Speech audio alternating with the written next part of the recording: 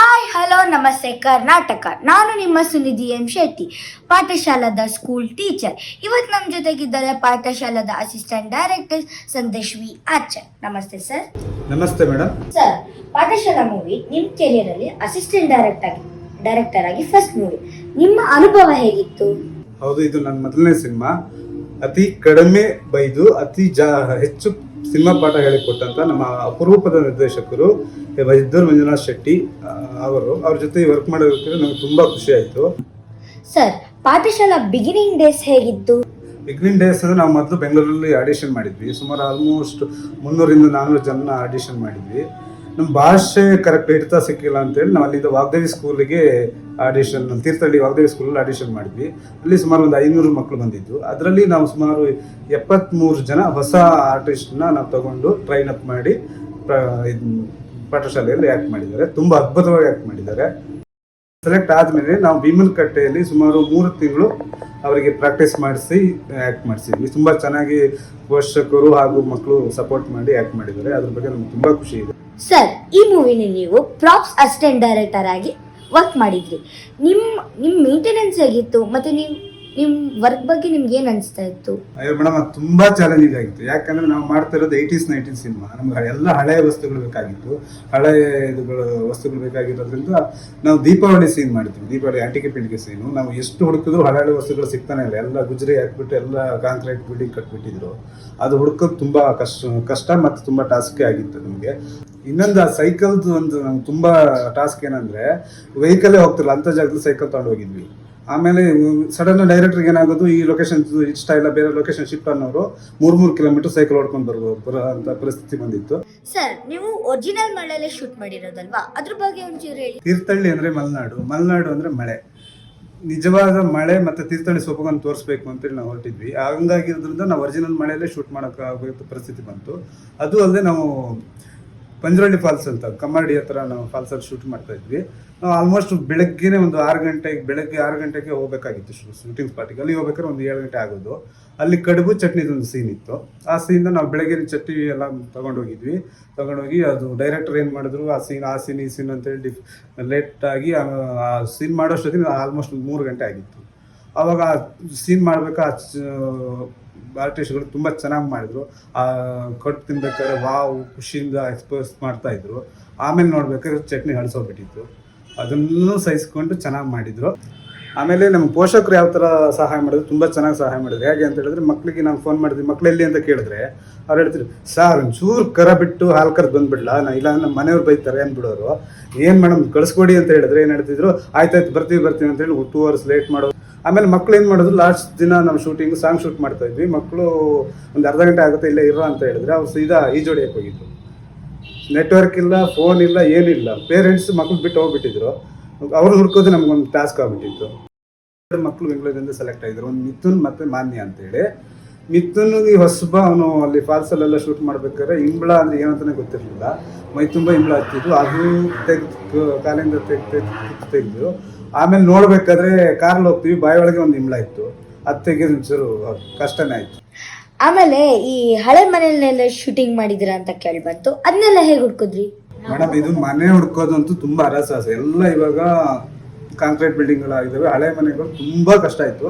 ಅದರಲ್ಲೂ ಒಂದು ಮನೆ ಸಿಕ್ಕಿತ್ತು ನಮಗೆ, ಸುಮಾರು ಒಂದು 160 ವರ್ಷದ ಹಳೆ ಮನೆ, ಬ್ರಾಹ್ಮಣರ ಮನೆ. ಹೋಗಿ ರಿಕ್ವೆಸ್ಟ್ ಮಾಡ್ಕೊಂಡು ಒಪ್ಕೊಂಡು ಆಯ್ತು ಶೂಟಿಂಗ್ ಮಾಡಿ ಒಂದು ಮಧ್ಯಾಹ್ನದವರೆಗೆ ಶೂಟ್ ಮಾಡ್ತೀವಿ ಅಂತ ಹೇಳಿದ್ವಿ. ಸುಮಾರು ಆಲ್ಮೋಸ್ಟ್ ಒಂದು 12 ಗಂಟೆ ಇಂತಂದು ಜಾಸ್ತಿ ಆಯ್ತು ಅವ್ರು ಶೂಟ್ ಮಾಡಿ ಮುಗಿಸ್ಬೇಕಾದ್ರೆ. ಅದಾದ್ಮೇಲೆ ನಾವೆಲ್ಲ ಪ್ಯಾಕಪ್ ಮಾಡಿ ಹೊರಡ್ಬೇಕಾದ್ರೆ ಕರೆದ್ರು, ಸರ್ ನಮ್ದು ಹೋಮದ ಒಂದು ಚಾರ್ಜ್ ಅಂತ ಕೇಳಿದ್ರು. ನನ್ಗೆ ಆಶ್ಚರ್ಯ ಆಯ್ತು, ಏನಪ್ಪ ಇದು ಹೋಮದ ಚಾರ್ಜ್ ಅಂತ. ಇಲ್ಲ, ನೀವು ಬಂದು ಮಾಮೂಲಿ ಜಗ್ಲಿನ ಮಾತ್ರ ಶೂಟ್ ಮಾಡ್ತೀನಿ ಅಂತ ಹೇಳಿದ್ರಿ, ನಮ್ಮ ಮನೆ ನೋಡಿದ್ರೆ ಒಳಗೆಲ್ಲ ಶೂಟ್ ಮಾಡಿದ್ರಿ, ಇವಾಗ ಹೋಮ ಮಾಡಲೇಬೇಕು, ಇಲ್ಲ ನಾವು ಇರ್ಲಿಕ್ಕಾಗಲ್ಲ ಅಂತ ಹೇಳಿದ್ರು. ಆದ್ರೂ ಅವ್ರ ಪದ್ಧತಿ ಏನೋ ಇರುತ್ತೆ, ನಾವು ಅದ್ರ ಎಕ್ಸ್ಪೆಕ್ಟ್ ಮಾಡಿದ್ವಿ. ಆಮೇಲೆ ನಮ್ಮ ಸರ್ ಹತ್ರ ಹೇಳಿದ್ರೆ ಸರ್ ಆಶ್ಚರ್ಯಪಟ್ಟರು, ಏನಿದ್ರು ಅಂತ ಹೇಳಿ. ಆಮೇಲೆ ನಮ್ಮ ಎಕ್ಸಿಕ್ಯೂಟಿವ್ ಪ್ರೊಡ್ಯೂಸರ್ ಅದನ್ನು ಮ್ಯಾನೇಜ್ ಮಾಡಿದ್ರು. ಸರ್, ಈ ಎಕ್ಸಿಕ್ಯೂಟಿವ್ ಪ್ರೊಡ್ಯೂಸರ್ ಪ್ರೀತಿ ಮಂಜುನಾಥ್ ಅವ್ರು ನಿಮ್ಗೆ ಎಷ್ಟು ಟಾರ್ಚರ್ ಕೊಟ್ರು? ಮೇಡಮ್, ಅವ್ರ ವಾಯ್ಸ್ ಜಾಸ್ತಿ, ಅದೇ ನಮ್ಮ ಪಾಠಶಾಲೆಗೆ ಆಸ್ತಿ. ಯಾಕೆಂದ್ರೆ ನಾವು ಫಾಲ್ಸಲ್ಲಿ ಶೂಟಿಂಗ್ ಮಾಡಕ್ ಹೋದಾಗ ನೆಟ್ವರ್ಕ್ ಇಲ್ಲ, ಏನೂ ಇಲ್ಲ, ಜೋರಾಗಿ ಕೂಗಬೇಕಿತ್ತು. ಅದು ಅವ್ರೊಬ್ಬರೇ ಸಾಧ್ಯ ಆಗ್ತಿತ್ತು. ಆ ಕೂಗ್ ಹೇಳ್ತಾ ಇದ್ದು ನಮ್ಗೆ ಕಮ್ಮಿ ಆಗ್ತಿತ್ತು. ಅದರಿಂದ ನಮ್ಗೆ ಅವರೊಂದು ಪ್ಲಸ್. ಸರ್, ಈ ಮೂವಿಲಿ ಯಾಕೆ ಓದು ಇಲ್ಲ ಓಡೋಗು ಅಂತ ಟ್ಯಾಗ್ ಲೈನ್ ಇದೆ? ಟ್ಯಾಗ್ ಲೈನ್ ಯಾಕೆ ಅಂದ್ರೆ, ಇಲ್ಲಿ ಓದೋರು ಸಕ್ಸಸ್ ಆಗ್ತಾರೆ, ಓಡೋದವರು ಸಕ್ಸಸ್ ಆಗ್ತಾರೆ. ಯಾಕೆ ಓಡೋದವರು ಸಕ್ಸಸ್ ಆಗ್ತಾರೆ ಅಂದ್ರೆ, ನಾವು ಅರ್ಧಕ್ಕೆಲ್ಲ ಬಿಟ್ಟು ಬಂದು ಓಡೋಗಿ ಈಗ ಸಿನಿಮಾ ಮಾಡ್ತಾ ಇದ್ದೀವಿ, ಅದು ಜೀವನದ ಒಂದು ಸಕ್ಸಸ್. ಅದಕ್ಕೋಸ್ಕರ ಓದು ಇಲ್ಲ ಓಡೋಗೋದು ಇಟ್ಟಿದ್ದೀವಿ. ಅದು ನನ್ನ ಪ್ರಕಾರ. ಸಿನಿಮಾದಲ್ಲಿ ಏನಕ್ಕೆ ಅಂದ್ರೆ ಅದು ಸಿಕ್ಕಾಪಟ್ಟೆ ಹೊಡಿತಾ ಇದ್ರು, ಇಲ್ಲ ಓದ್ಬೇಕು ಇಲ್ಲ ಓಡೋಬೇಕು, ಆ ಉದ್ದೇಶದಿಂದ ಇಟ್ಟಿದ್ದೀವಿ. ಸಿನಿಮಾ ಎಲ್ಲ ಮಾಡೋದ್ ಬಿಟ್ಟು ನಿಮ್ ಓನರ್ ಕೆಲಸ ಮಾಡೋದೀಗ? ನಾನು ಸಿನಿಮಾದಲ್ಲೇ ಕೆಲಸ ಮಾಡ್ತಿದ್ದೀನಿ, ಅದು ನನ್ನ ಖುಷಿ ಇದೆ. ಈಗ ಸಿನಿಮಾನು ಒಂದು ಕೆಲಸ, ಸಿನಿಮಾದಲ್ಲೂ ಒಂದು ಕೆಲಸನೇ ಮಾಡಬೇಕು. ಆಮೇಲೆ ಈಗ ಮಾಮೂಲಿ ನಾವು ಕೆಲಸ ಏನು ರೂಟೀನ್ ಕೆಲಸ ಮಾಡ್ತೀವಿ ಅದು ಎಲ್ಲರೂ ಮಾಡ್ತಾರೆ. ಸಿನಿಮಾ ಮಾಡೋದು ತುಂಬ ಕಮ್ಮಿ. ಮತ್ತು ಸಿನಿಮಾದಲ್ಲಿ ನಿಮ್ಗೆ ತುಂಬ ಎಕ್ಸ್ಪೀರಿಯನ್ಸ್ ಆಗುತ್ತೆ, ತುಂಬ ಕಲಿಯೋದಿರುತ್ತೆ, ತುಂಬ ಖುಷಿಪಟ್ಟು ಕೆಲಸ ಮಾಡಬೇಕು. ಅಲ್ಲೂ ನಾನು ಖುಷಿಪಟ್ಟೆ ಕೆಲಸ ಮಾಡ್ತೀನಿ. ಆದರೆ ಅಲ್ಲಿ ದಿನ ಸೇಮ್ ರೂಟೀನ್ ಆಗುತ್ತೆ. ಸಿನಿಮಾದಲ್ಲಿ ಪ್ರತಿದಿನ ನಾವು ಹೊಸದಾಗಿ ಏನಾದರೂ ಕ್ರಿಯೇಟ್ ಮಾಡ್ಬೋದು, ಹೊಸದಾಗಿ ಏನಾದರೂ ಜನಗಳಿಗೆ ತೋರಿಸ್ಬೋದು, ಮತ್ತು ಹೊಸದಾಗಿ ಏನಾದರೂ ನಮ್ಗೆ ಅನಿಸಿದ್ನ ನಾವು ತೆರೆ ಮೇಲೆ ತೋರಿಸುವಂಥ ಒಂದು ಒಳ್ಳೆ ಅವಕಾಶ ಸಿನಿಮಾದಲ್ಲಿ. ಅದಕ್ಕೋಸ್ಕರ ನಾನು ಸಿನಿಮಾನ ಚೂಸ್ ಮಾಡ್ಕೊಂಡೆ. ಹಾಗೆ ಕೆಲಸದಲ್ಲೂ ಅಷ್ಟೇ ನಿಷ್ಠೆಯಿಂದ ಕೆಲಸ ಮಾಡ್ತಾ ಇದ್ದೀನಿ. ಸರ್, ಓಕೆ, ಈ ಮೂವಿಲಿ ನಿಮ್ಮ ಫೇವ್ರೆಟ್ ಆರ್ಟಿಸ್ಟ್ ಯಾರು? ಮತ್ತೆ ಅವ್ರು ನಿಮಗೆ ಟಾರ್ಚರ್ ಕೊಟ್ರ ಅಥವಾ ನೀವು ಅವ್ರಿಗೆ ಟಾರ್ಚರ್ ಕೊಟ್ರ? ಇದರಲ್ಲಿ ಯಶೋದಕ್ಕ ಅಂತ ಒಂದು ಕ್ಯಾರೆಕ್ಟರ್ ಬರ್ತದೆ. ಆದ್ರೆ ಅವ್ರ ಮದುವೆಲಿ ಕೂಡ ಮೂಗು ಚುಚ್ಚಿರಲ್ಲ. ಆದ್ರೆ ನಮ್ಮ ಸಿನಿಮಾಗೆ ಬೇಕು ಮೂಗು ಚುಚ್ಚಿ ಮೇಡಮ್ ಅಂತ ಹೇಳಿದ್ರೆ ತುಂಬಾ ಖುಷಿಯಿಂದ ಅವ್ರು ಈಗನೂ ಬಿಟ್ಟು ಮೂಗು ಚುಚ್ಚಿದ್ದಾರೆ. ಅದೊಂದು ನಮಗೆ ತುಂಬಾ ಏನೋ ಮೂಗು ಚುಚ್ಚಿದ್ವಲ್ಲ ಅಂತ ಹೇಳಿ ಖುಷಿ ಆಯ್ತು. ಗಂಡನು ತುಂಬಾ ಅಪ್ರಿಶಿಯೇಟ್ ಮಾಡಿದ್ರು. ಅಂತ ನೀವು ಮೂಗು ಚುಚ್ಚಿದ್ರಾ? ಆಮೇಲೆ ನರಸಿಂಹಣ್ಣ ಅಂತ ಒಂದು ಕ್ಯಾರೆಕ್ಟರ್ ಪೃಥ್ವಿ ಅವ್ರು ಮಾಡಿದ್ದಾರೆ, ತುಂಬಾ ಚೆನ್ನಾಗಿ ಮಾಡಿದ್ದಾರೆ. ಅವರು ನೆಗೆಟಿವ್ ಶೇಡ್ ಅಲ್ಲಿ ಮಾಡ್ತಾ ಇದ್ರು ಯಾವಾಗಲೂ. ಒಂದೆರಡು ಮೂರು ಸಿನಿಮಾಗಳು ನೆಗೆಟಿವ್ ಶೇಡ್ ಅಲ್ಲಿ ಮಾಡಿದ್ರು. ಇವಾಗ ಫನ್ ಆಗಿ ಒಂದು ಕಾಮಿಡಿ ಓರಿಯೆಂಟೆಡ್ ಆಗಿ ಚೆನ್ನಾಗಿ ಮಾಡಿದ್ದಾರೆ. ಆಮೇಲೆ ಬೆಂಗಳೂರಿಂದ ಅಲ್ಲಿ ಒಂದು ಶೂಟಿಂಗ್ ಎಲ್ಲ ಬಂದು ತುಂಬಾ ಚೆನ್ನಾಗಿ ಮಾಡಿದ್ದಾರೆ. ಅದು ತುಂಬ ನಗ್ತೀರ. ಅವ್ರ ಕ್ಯಾರೆಕ್ಟರ್ ನೋಡಿದ್ರೆ ನೀವು ತುಂಬ ನಗ್ತೀರ. ಅವ್ರ ಪರ್ಸ್ನಾಲಿಟಿಗೂ ಅವ್ರು ಮಾಡಿರೋ ಕ್ಯಾರೆಕ್ಟ್ರಿಗೂ ನೀವು ತುಂಬ ಖುಷಿ ಆಗುತ್ತೆ. ತುಂಬ ನಗುವಂಥ ಒಂದು ಕ್ಯಾರೆಕ್ಟರ್ ಅವ್ರದ್ದು. ಅದಾದಮೇಲೆ ಗಜ ಕಾಮಿಡಿ ಟೈಮ್ ಗಜ ಅವರು ಆ್ಯಕ್ಟ್ ಮಾಡಿದ್ದಾರೆ. ಅವ್ರದ್ದು ತುಂಬ ಚೆನ್ನಾಗಿದೆ. ಮೋಹನ ಸಾಬ್ರ ಕ್ಯಾರೆಕ್ಟ್ರು. ಸರ್, ಫೈನಲಿ ಮೂವಿ ಬಗ್ಗೆ ಹೇಳೋದಾದ್ರೆ? ಕೊನೆಯದಾಗಿ ಏನು ಹೇಳೋದಂದ್ರೆ, ನಮ್ಮ ಸಿನಿಮಾ ತುಂಬ ಚೆನ್ನಾಗಿ ಬಂದಿದೆ. ನಾವು ಸುಮಾರು ಎಡಿಟಿಂಗಲ್ಲಿ ತುಂಬ ಸರಿ ನೋಡಿದ್ವಿ, ನಕ್ಕು ಬಿಟ್ಟಿದ್ವಿ. ಸಿನಿಮಾ ಅಂತೂ ತುಂಬ ಚೆನ್ನಾಗಿದೆ, ತುಂಬ ಚೆನ್ನಾಗಿ ನಗ್ತೀರಾ. ಒಳ್ಳೆ ಕತೆ, ಕಂಟೆಂಟು ಎಲ್ಲ ಇದೆ.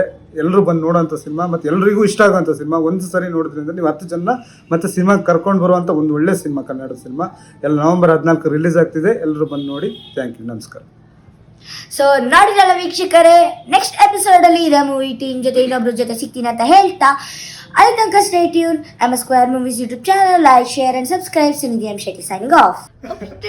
ಅಂತ ಈಗ ಅಂದಿತ್ತಾನೆ ನೀವು, ಈಗ ಅಂತ ಕೇಳಿಸ್ದಂಗೆ ಅಪ್ರಿಶಿಯೇಟ್ ಕೇಳಿಸ್ತದ. It's a mean to our movie.